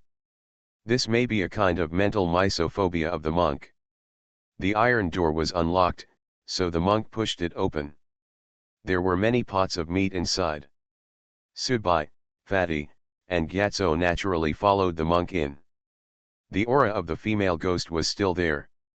She was still in the house, and she should be on the second floor, because on the second floor, all four of them sensed the aura. A cold breath, and this breath is constantly changing. A lot of information can be obtained from the breath.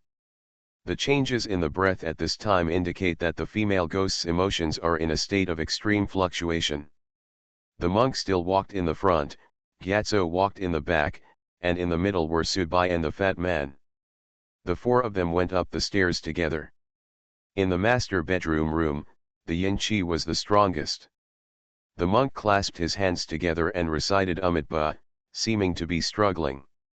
Gyatso sighed deeply, but it was better than the monk.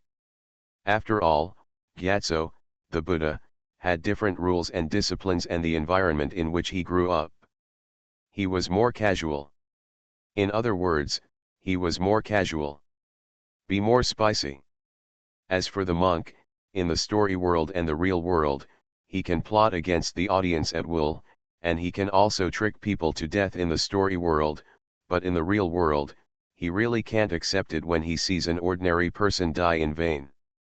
Most of the audience actually regard the real world as their spiritual home. The monk didn't leave, but Subai walked over and opened the door. He saw the female ghost standing by the wall, and a woman in pajamas had just tied the rope and seemed to be ready to hang herself.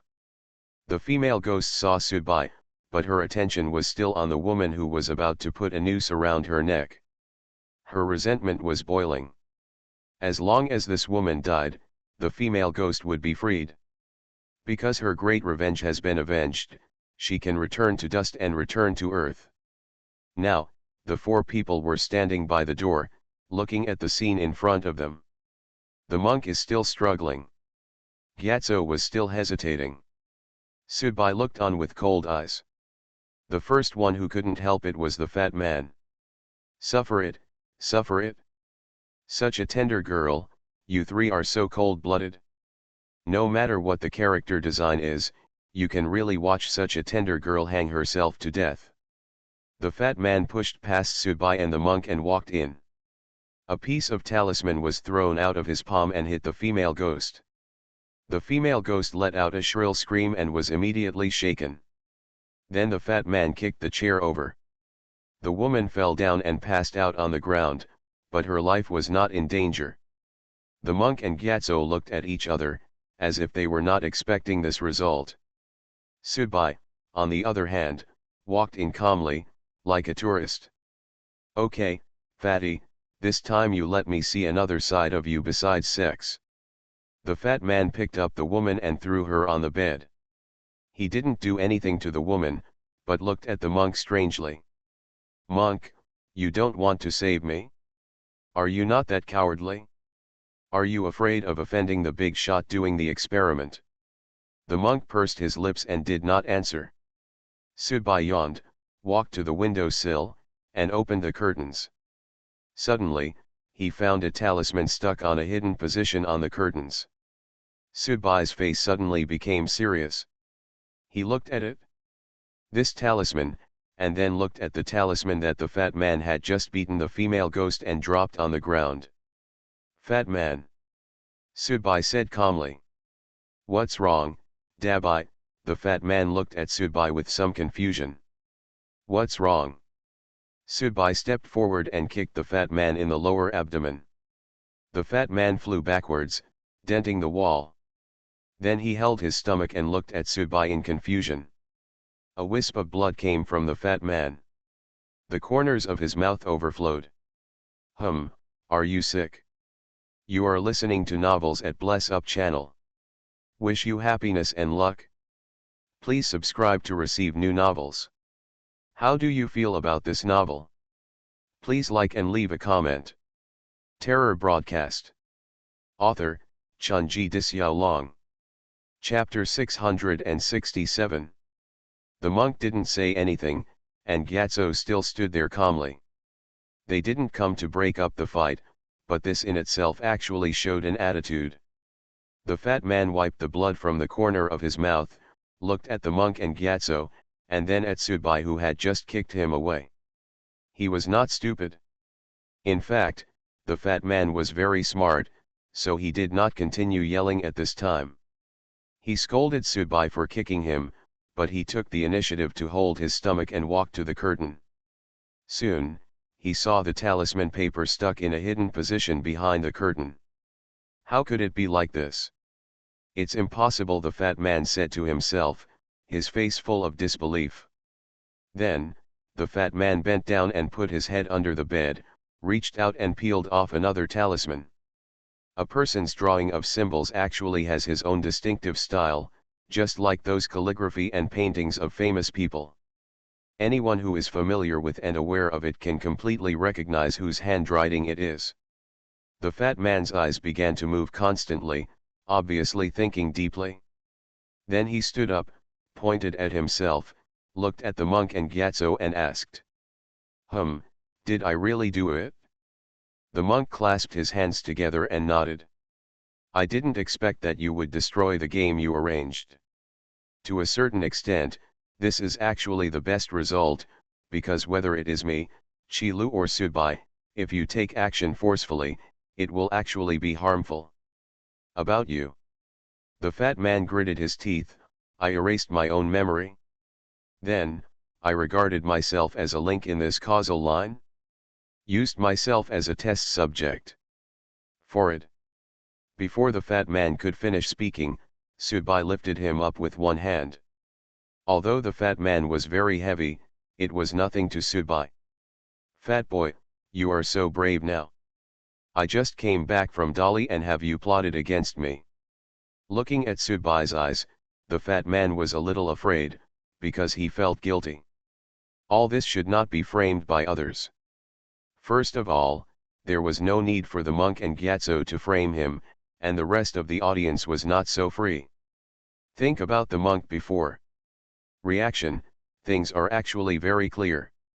This was an experiment designed by himself, so the monk had insight in advance but did not dare to do anything, otherwise he would be likely to be backlashed by the cause and effect, and eventually lose his mind, go crazy, or even commit suicide. I should have erased my own memory, so I have no idea what is going on, so I am so involved in it. Bye-bye, I don't remember. I should have erased my own memory. The fat man really felt guilty when facing Sudbai now, because he knew what Sudbai's temper was like, and he was involved in this matter as soon as he got off the plane. He, Zhang Bei, really had no reason or confidence to defend anything. If you don't remember a word, it's over. Sudbai took a deep breath and said seriously, okay, now you continue to study your cause and effect. Anyway, I think we can't live together now. It's me who should leave. Go, make your own decision. You set up the formation of Lao Fang's family. You have reason to stay, but I don't want to live under the same roof with you anymore. God knows when you will go crazy again. Don't worry, don't worry. I think I erased my memory before, but I should have left something to remind me of what happened and why. By the way, there is a safe in my room that I have banned. I think I should have left some records before erasing my memory. Sudbai let go of his hand and put the fat man down. Then Sudbai clapped his hand. He was too lazy to say anything. Last time, the fat man committed suicide. Because of the study of cause and effect, he had to do a big dip on the body under the purple mountain. After apologizing, he was betrayed by those living Buddhas. Fatty also knew that the other party did not dare to kill him, so he protected himself and did not resist much.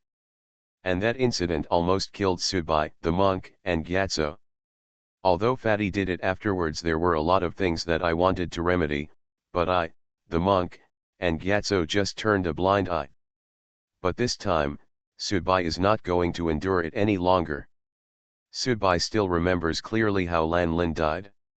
If you, fat man, want to play with cause and effect, you can just go ahead and play with it. I can't afford to offend you, and I can afford to hide. The fat man jumped out of the window in a hurry. He should go back to the safe to see if there was any record. Sudbai, the monk, and Gyatso slowly walked down the stairs and outside. Monk, you have noticed it a long time ago, right? Sudbai asked the monk. Amitabha, indeed the monk really had nothing to hide at this time, but the poor monk is worried that taking action rashly may have a very negative impact on the fat man. In the law of cause and effect, the person who will be hurt the most is himself. Sudbai could understand the monk's concerns. It was precisely because of this concern that the monk did not directly rescue people at the beginning. This actually went against the monk's usual behavior, but it was nothing that could be done. The safety of the fat man was not related to a person. Compared with the safety of ordinary people, the monk stands from the perspective of the former, which is understandable. He already has some demonic diseases. Gyatso shook his head and said helplessly, from the last time in Purple Mountain to this time, I already feel that Zhongbei can no longer control himself. In short, I can't continue to live with him.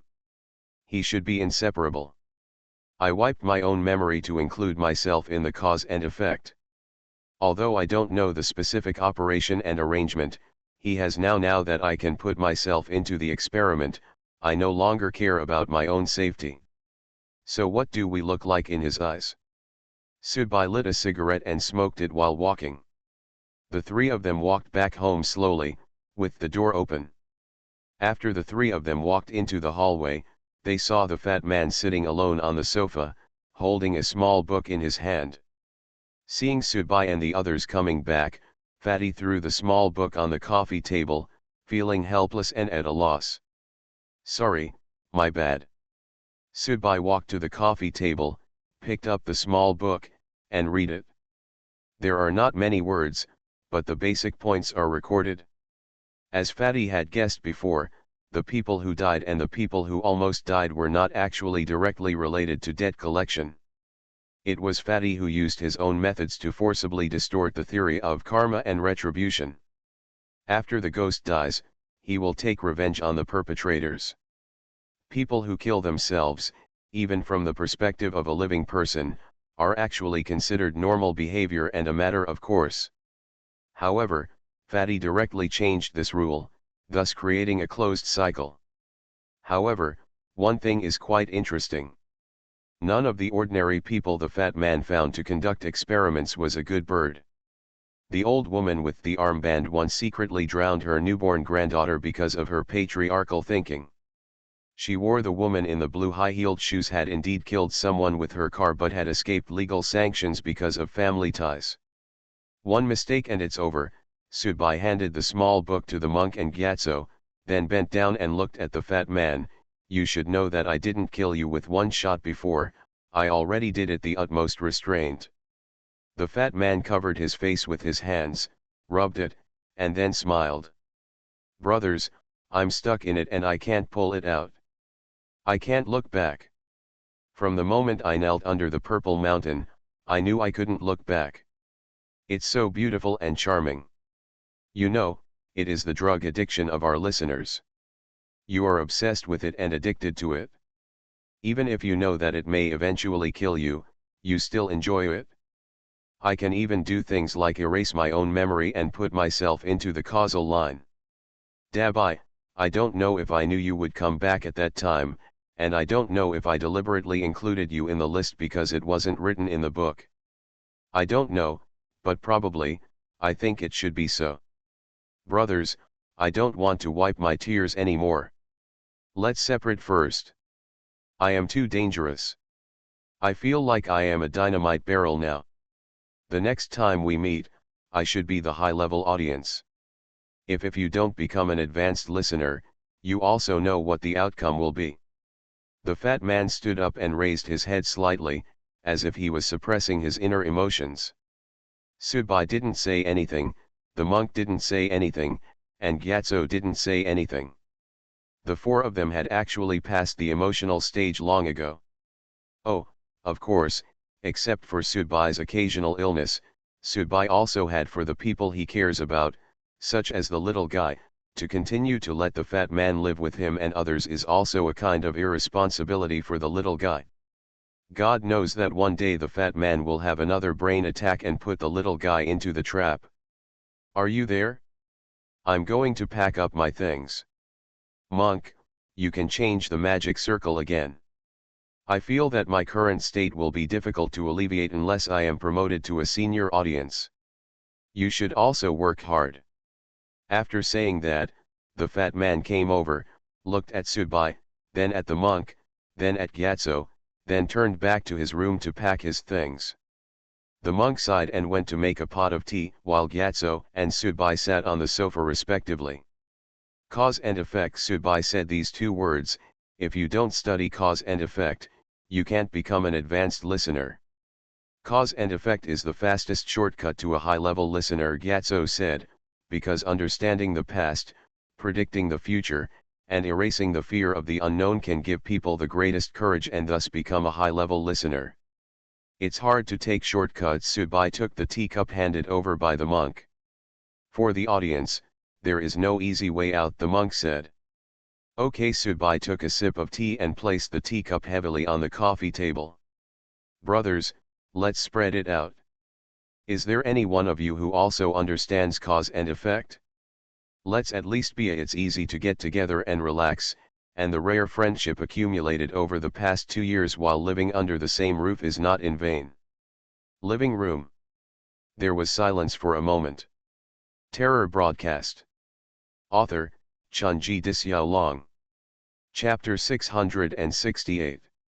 For Subai, his first impression of cause and effect came from Lan Lin. At that time, Subai had not yet become a senior, and the gap between him and Lan Lin's group was indeed very far, but the scene of Lan Lin's final hysteria and suicide before the great fear of cause and effect lingered in Subai's mind. But even without Lan Lin's sexual and educational enlightenment by trying the law, Subai probably would not have understood the cause and effect, because for Subai, the past and the future are actually not very attractive. Subai is a very practical. People are more practical than the old lady who spends half a day buying vegetables at the vegetable market and gets 2 cents off. This may be related to your own growth experience. When you have been growing up looking at paintings, when you have been growing up in a petri dish, you are actually numb and indifferent to your past, and you have no idea about the future. No matter what expectations and fears, the only interest may be to live in the present. Perhaps, predicting future causal changes would be more of a torture for Subai. At this time, the silence between Gyatso and the monk gave Subai an ominous premonition. Could it be that these two guys were studying cause and effect? Then it would be fun now. There was no need for the fat man to leave, so Subai could only be left on his own. Haha. Gyatso shook his head. I haven't studied it. The teachings over there actually emphasize suffering in this life and blessings in the next, but I prefer to focus on this life. Buddha doesn't believe in the afterlife. In other words, he doesn't believe in the future. Whether the future is constant or not, Buddha doesn't know, Subai doesn't know, no one knows, so he just doesn't know. The reason why Buddhism has been able to spread in the secular world for so long, from ancient times to the present, is that its propaganda purpose has actually been of great help. This is very similar to the atonement coupons created by the West in the past. You can atone for your sins in this life and enjoy blessings in the next life. For the general public, it can also be regarded as a good medicine for self-hypnosis. But Gyatso can be said to be a breath of fresh air among them. He is more practical, otherwise he would not have to break with those living Buddhas and go to the opposite side. The monk looked at Sudbai, then at Gyatso, picked up the tea, put it down again without drinking it. Actually, the poor monk has been hesitating and wandering, but at least so far, he has not made up his mind. It is indeed very attractive to use the path of cause and effect to take shortcuts to senior listeners, but this is the same as when we are promoted to senior listeners, we carefully search for suitable candidates. His natal weapon is the same. He always wants to have better choices and better development, but the poor monk is still hesitating. If one day the poor monk feels that he wants to study cause and effect, he will take the initiative to leave in advance. When it came to this, both the monk and Gyatso expressed their disdain. At this time, Sudbai's belief or disbelief no longer meant much. After all, the fat man had earnestly advised Sudbai not to understand cause and effect because cause and effect was too terrible. No one knew the result was not the kneeling at the foot of the Purple Mountain. Fatty actually had already had fun himself. Meow. Jixiang appeared in the living room at this time, opened the refrigerator by himself, took out a bag of fresh milk, and then returned to the room with the fresh milk in his mouth. The little guy must have woken up. I'm going to see my son. Sudbai got up and returned to the room. In the living room, only Gyatso and the monk were left. Kilv, have you ever thought about it? If you don't follow the cause and effect, what other path can you take? Great perseverance, great wisdom, great futility, great courage. Gyatso suddenly felt something. You and I just need to be ourselves, that's all, the monk said with a slight smile. Yes, when monks worship Buddha, what they pay attention to are those words: great wisdom, great perseverance, great futility, and great courage. It's so boring to be so clever with your skills. Gyatso smiled and pointed at the naughty monk. The fat man came out dragging a suitcase, and the suitcase made a crisp sound as it rubbed against the ground. Sudbai walked out of the room holding the little guy who had just taken a nap. Since the fat man was planning to leave, he still wanted to at least see him off. The fat man let go of his hand, walked to Sudbai, looked at the little guy, and made a face at the little guy. Uncle Fatty is going on a long trip and can't play with you anymore. From the beginning, the relationship between the little guy and the fat man was the worst. When the fat man stole the little guy and handed in the task, he left the story world and cheated Sudbai and the others. But when they lived together after that, the fat man was nothing but Sudbai. Jixiang is a person who is very affectionate towards the little guy. Although there is a compensatory mentality in this, is it not that the fat man loves this innocent child very much? The little guy pouted and looked at his daddy, as if he was a little sad. Goodbye, brothers. I'll invite you out for supper next time I have a chance. Gyatso and the monk also stood up from the sofa, and all three of them chose to watch. There was no pretense to hold back, and there were not too many words. This farewell seemed a bit sincere, but in the context of the intrigue and strangulation of interests among the audience, it was enough to be able to achieve the scene at this time. The fat man just left without saying anything. He drove away in his Audi car.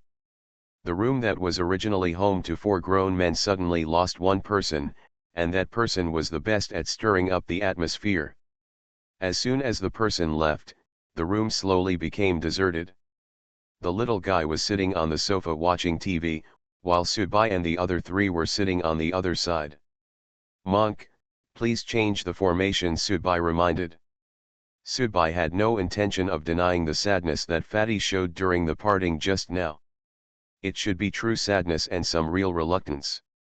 But since Fatty has done something like erasing his own memory to plot against others and plot against him, there is no chance that he will do it again next time when he suddenly loses his mind and goes crazy.